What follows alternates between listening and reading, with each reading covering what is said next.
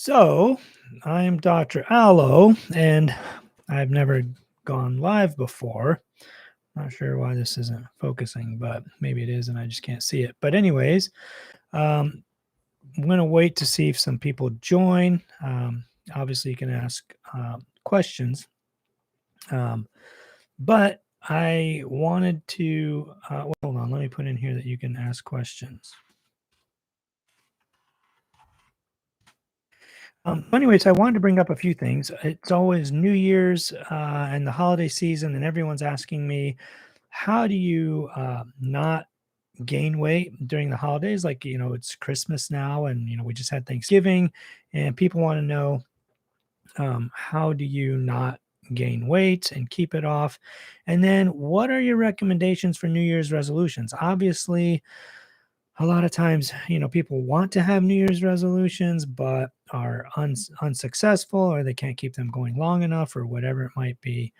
Um, so there's a few things you can do. So number one, when it comes to the holidays and holiday eating, the biggest thing and the most important thing is to be mindful of what you eat. You should be mindful of why you're there. So, for example, if it's Thanksgiving, you're mindful, you're giving thanks for, everything that you've been given, for the food that you have in front of you, for family and friends that are with you.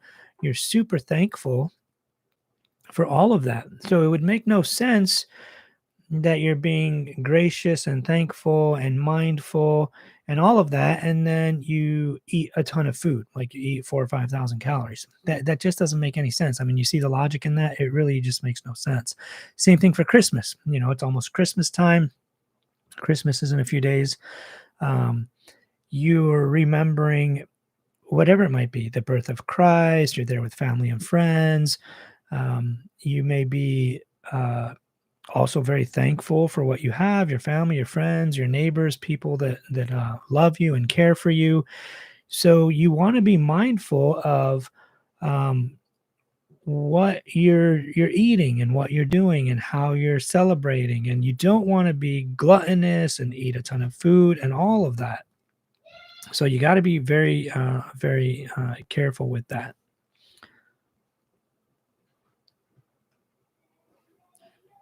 I'm wondering if there's a way to pause this. I heard some noise in the background.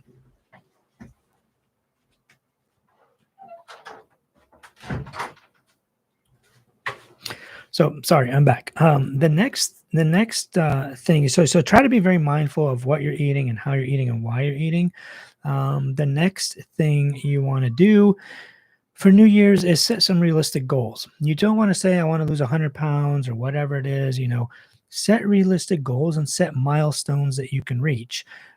You want to say, like, number one, by the end of January, maybe I'll lose 3 pounds or 4 pounds, and then the next month a few more, and then just keep going. And I have a few videos coming out soon talking about what are the biggest mistakes you can make during weight loss. And there's usually three big ones. The biggest one is trying an overly restrictive diet.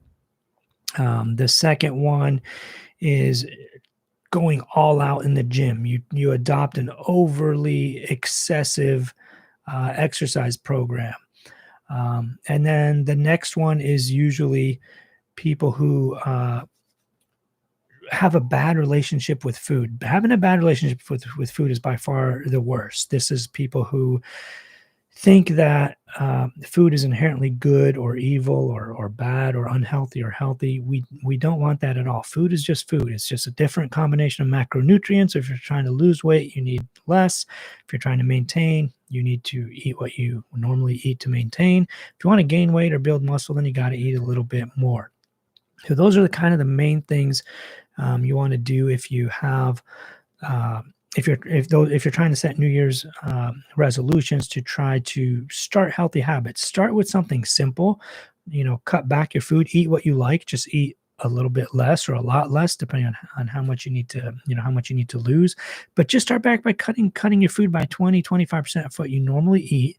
Try to get enough protein, about 1 gram per pound, depending on the person.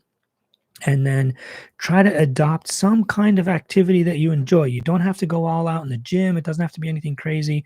It just has to be something that you enjoy. I'm not sure why the camera's not focusing on my face. It's kind of weird. Anyways, if you have questions, just type them into the type box. I've opened it up. Um, but definitely that's kind of what you want to do. You want to be mindful of what's going on. You want to, during the holidays, eat, whether it's Thanksgiving or Christmas, be mindful of the occasion, be mindful of the food you're eating and why you're celebrating and why you're there, and try your best to just eat within reason. Sure, if you go overboard and eat a little bit more, no big deal. Just get back on your diet. So, one of the questions or comments is being posted. I won't say people's full names just for privacy. You can always watch this back later. Jim is saying he watches all my videos all the time, had a lot of health problems this year, losing weight one day at a time. Jim, how much weight have you lost? And what are you doing to lose weight? It always fascinates me when people tell me, "Hey, I'm losing weight." I always want to know how you're doing it and why. I wish there was a way you could kind of like respond verbally or video, but you can't. So tell me, maybe type it out as I'm talking on the next topic. But type out what you've been doing and what you've tried and how it's working. And I'll be more than happy to answer your questions later if you want to set up like a Zoom call or something else. We can talk. But definitely set up some New Year's resolutions that are simple. I do have a video coming out about New Year's resolutions that should go live tomorrow morning, but definitely try to, as much as possible, pick New Year's resolutions that are easy to do and easy to follow and not too crazy. The crazier they are and the harder they are, the less likely you are to do it. And Jim says, I eat less. So Jim has been watching a lot of videos. So yes, eating less is the key. When you eat less, you lose weight. That's literally what it comes down to. And the key, Jim, though, I'm sure you know this if you've watched my videos, try to eat what you enjoy. Eat as much eat the kinds of foods you like, the stuff you've been eating for the last 20 to 30 years, so that you can keep doing it for the next 20 to 30 years. That's kind of the key to all this. He also says, I ride my exercise bike as much as I can. That obviously helps. Riding your exercise bike is huge. It does help create a calorie deficit. Just don't go overboard with that, and make sure that you're still creating a calorie deficit with calories, with food, because that's the biggest contributor to your total daily energy expenditure is actual food. Exercise does help. Hi, Zane. Exercise does help, and it can be used to create a calorie deficit, but total daily energy expenditure, the amount of it that's exercise driven is about 5%, 3 to 7%, somewhere in there. But about 5% of your total daily energy expenditure comes from calories or from exercise alone, and that's about how much you can change it. I do have a video uploading now. Is it done yet? No, there is a video uploading soon that talks about the constrained model of exercise and why exercise can only burn so many calories. We know it's not a linear model where you exercise a little bit, you burn some calories, and the more you exercise, the higher and unlimited amount of calories. You cannot burn an unlimited amount of calories.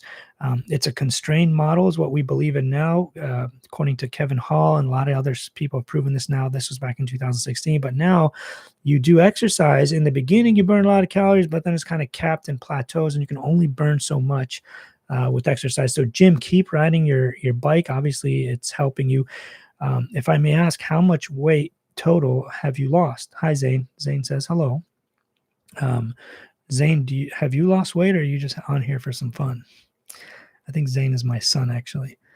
Go ahead and answer, Jim.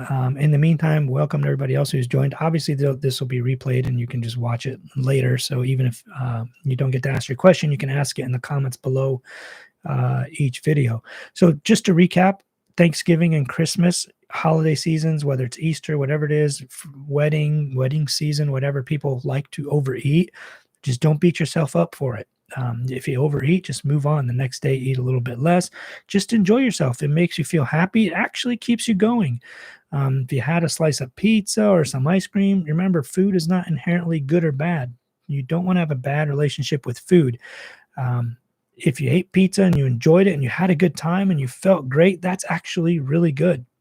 I'm never going to tell you that that's a bad idea. So definitely eat as much as you want. Not as much as you want, but eat the kinds of foods that you enjoy. but your total calorie intake needs to be less. Now, if you have certain fitness goals, which most people do, you have to get enough protein. It's usually zero point 0.6 to 1.5 or 1.7 grams per pound, depending on the person. If you're a male that weighs around 200 pounds, you probably need 160 to 180 of protein. For most females, you probably want to get over 80 for sure, but definitely if you have fitness goals and you exercise and you're trying to build some muscle and lose weight, you want to get into the 100, 120, maybe even 140.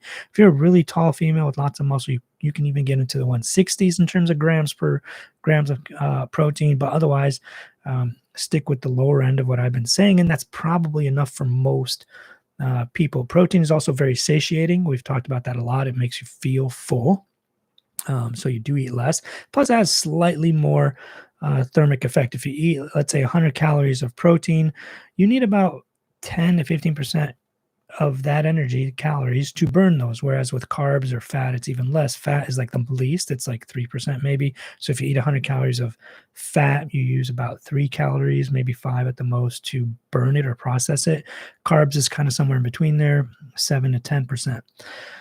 Jim says he has lost 12 pounds since October. I have diastolic heart failure. So fluid retention is an issue, but this is actual weight that has stayed off. Awesome, Jim. The problem when you have diastolic heart failure is, and I'm sure you've watched that video, it's one of my most popular videos. I was shocked when I uploaded it. I didn't think it would be that popular of a topic, but there wasn't that much about diastolic heart failure. And the problem with diastolic heart failure is that we don't have really good ways to treat it. We've tried almost every medication. Not very many of them have worked. However, keeping your heart rate under control has worked, and keeping extra fluid off has worked. So I'm not sure what they're giving you to control your heart rate, but something like metoprolol or atenolol works really well usually.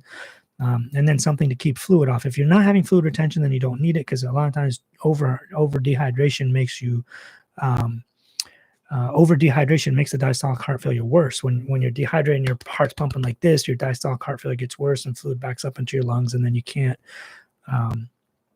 breathe as much.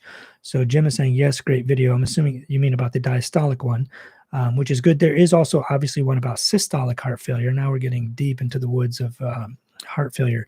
But Jim, I'm glad you're losing weight. Definitely weight loss helps with heart failure. Definitely try to get your heart rate under control. One other thing, the only two things we found so far that actually helps with diastolic heart failure is obviously, well, other than weight loss and sleep apnea or whatever kind of maybe started it.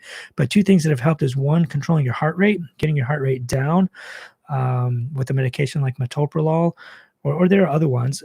The other thing is exercise. We found that people who exercise, because you get the heart to squeeze, it also gets to relax. The diastolic heart failure is a relaxation problem. When we get the heart to relax more, it actually helps. So that kind of trains your heart to work. And also the other thing with exercise is it makes your heart rate lower. You won't get as tachycardic, and that helps you not have worse heart failure. So when we're preventing heart failure in two ways with exercise: one, by helping your heart relax more, making the heart muscle stronger, and by preventing tachycardia. The number one thing is preventing tachycardia. And that's all I have on that, unless you have any other questions, Jim. But keep up the great work. Definitely eating less. I'm sure you found that eating less is the key, but also eating things that you enjoy. When you eat things that you enjoy, and I love stressing this because it just makes no sense when you're eating things that you don't enjoy. Obviously, it's much harder to stick to it long term. But when you're eating foods that you enjoy, you're more likely to stick to it long term, and you can keep going basically forever. So does anybody else have any questions? You get a free consultation with a cardiologist today. I'll leave it open for a second.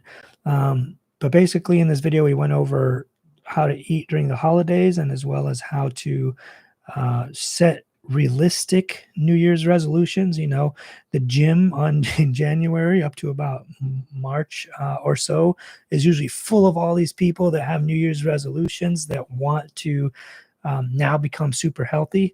But definitely don't go crazy. Another question: had a cardiac MRI today. Wore me out. I have excellent care team.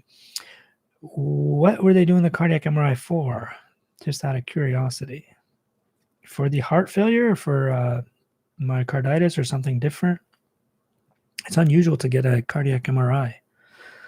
Um, but while we wait for that, definitely for anyone else who may have joined, pick realistic and achievable milestones for your New Year's resolutions. You don't want to say, well, I'm going to lose 100 pounds by the end of the year. Start with something that's achievable. Start with I want to lose 3 to 5 pounds by the end of January, then maybe another 3 to 5 in February. Just keep building. And the studies that have found that if you lose weight in a stepwise fashion, you're more likely to keep it off. So if you go on a 3-month diet and you lose, let's say, 20 pounds in 3 months, then you go to maintenance, you increase your calories back up, you go on a maintenance calories, and you maintain your weight for another 2 months. We usually say like 2/3 of your weight loss phase. So if you lost weight for 3 months and then you go on maintenance for 2 months, that's perfect. Increase your calories back up a little. You'll gain a few pounds here and there, but you'll maintain your new weight. Let's say you got to 160, you were like 180, you got to 160. When you increase your calories a little, you'll put back some glycogen and some fluid into your muscle tissue and organs. You'll get back up to like 165, maybe 167. But then you'll stay there for 2 months, and then cut your calories again and get back down for another 3 months, and then you'll stimulate weight loss again without metabolic adaptation, so that you're eating a good amount of calories. And this way, you keep doing this stepwise, you're more likely to stick to it long term. Jim has answered, cardiologist is worried about the valve that is not working correctly. Okay, yeah, that can definitely be an issue depending on the valve. I believe I have a video called Tour of the Heart, and it goes through all the different valves. The aorta, there's the right-sided valves like the pulmonic and tricuspid, and there's the left-sided valves like the aortic and mitral. Depending on which valve it is, there's different things that we can do to help. The mitral and aortic is what I'm guessing is probably the issue. Tricuspid, we don't usually have a lot of issues with, and pulmonic is usually, if we have an issue with it, it's usually treated in childhood. So it's not usually an issue in adulthood, but it can be, depends on the person. I think we had somebody else join us. Feel free to ask questions in the chat. But usually it's the aortic or mitral valve. If it's a cardiac MRI, I'm guessing it's probably something with the mitral. But either way, definitely good luck with that. Feel free to ask me questions, or if you want a second opinion, just hit me up in the comments. Jim, I'd be more than happy to help you. I really love teaching people and helping. If there's no other questions, I think we'll wrap this up. I've never done a live before. This is pretty cool. It's super nice to be able to be interactive with people and answer questions live.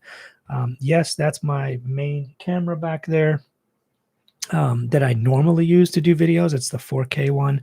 The one I'm using now is just a regular, I don't know, 1080p webcam, but my audio equipment is awesome, and I don't know how the live stream works and how well the audio will be.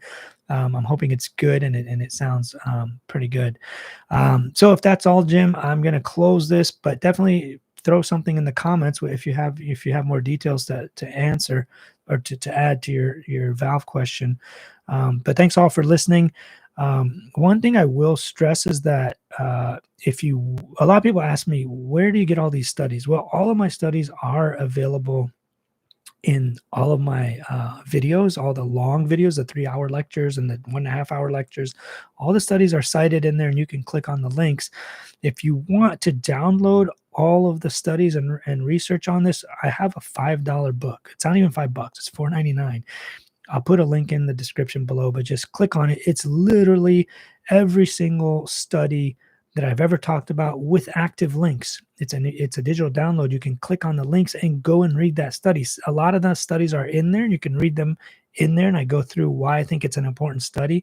But the biggest thing is at the end, and after I discuss each study, there's a link to the exact study, and then at the end of the appendix, there's a huge list of studies. It'll say, here's all the studies that show insulin doesn't matter if weight is coming off. Here's all the studies that show that sugar intake did this. Here's all the studies that say carbohydrates did that. Here's all the studies that say that when protein and calories are equated, weight loss is the same regardless of what you do with fat and carbs or whatever it is. There's a huge list of amazing studies at the end, including stuff on inflammation, artificial sweeteners, water, whatever it is.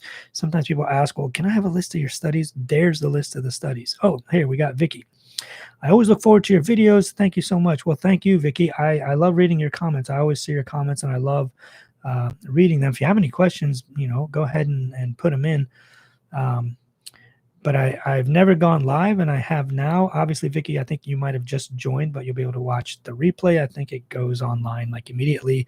I've never done this before, but it's kind of cool. I just saw the button and I decided to click it, and here we are. So anyways, I think that'll close my talk for today. If anybody has any questions, feel free. And oh, Vicky, I have 5 videos that should be published within the next 5 days. Some really, really good ones.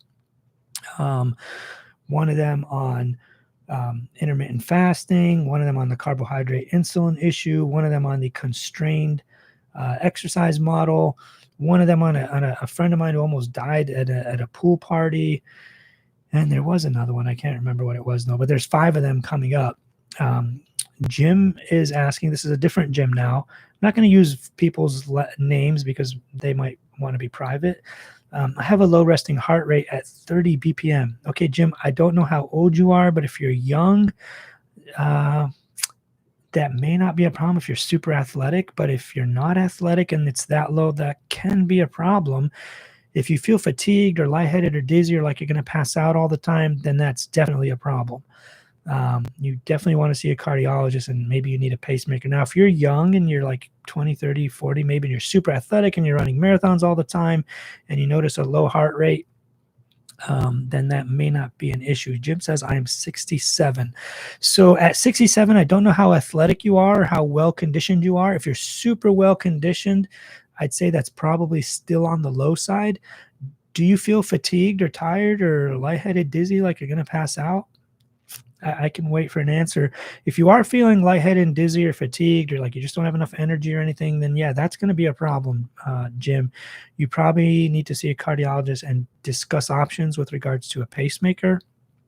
They have really cool ones. Look at my video on the Micra. There's a pacemaker that's literally like this big. I don't know if I don't have the model with me here. I thought I did. But there's one called the Micra. It's literally like this big, like the size of a micro SD card, and it's round, obviously, and they put it in to your right ventricle, and it beats for you through there. Jim says, I work out every day at times. Yes. Is it mostly aerobic exercise or resistance training? Because if it's aerobics, then that may be normal for you, having a low heart rate in people who are very aerobically inclined. And do lots of aerobics, that's really, really good, and your heart rate will be low. Still, though, 30 is a little bit low.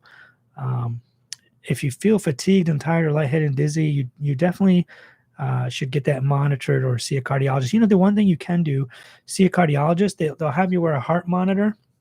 You could wear it for 48 hours, and we'll know within 48 hours what your average heart rate is. And if it's always in the 30s, that could definitely be a problem. If you're dropping into the 20s while you're sleeping, that could also be a problem. It just kind of depends. I did see one. My average is 50. Oh, then you're good.